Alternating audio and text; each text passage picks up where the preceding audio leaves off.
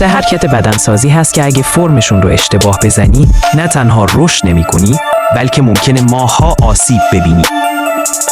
سلام دوستان، به یکی دیگر از ویدیوهای من خوش آمدید. امروز قصد داریم به بررسی سه حرکت مهم بدنسازی بپردازیم که در صورت اجرای نادرست می توانند منجر به آسیب‌های جدی و طولانی مدت شوند. پیش از شروع لطفاً ویدیو را لایک کنید، کانال را سابسکرایب کنید و با فعال کردن دکمه زنگوله از ویدیوهای جدید ما مطلع شوید. بریم سراغ حرکت اول، ددلیفت. یکی از بهترین حرکات بدنسازی برای تقویت کل عضلات پشت، به خصوص پایین کمر و عضلات مرکزی بدن است.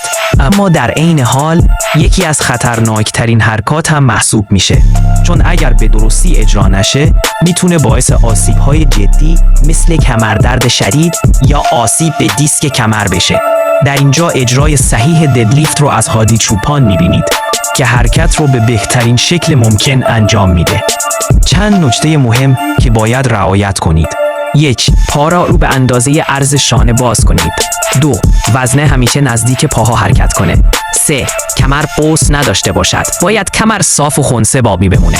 و در آخر حرکت باید با پاها و عضلات پشت شروع بشه، نه با کشیدن کمر. با رعایت این نکات میتونید ددلیفت رو درست و ایمن همانند هادی چوپان اجرا کنید.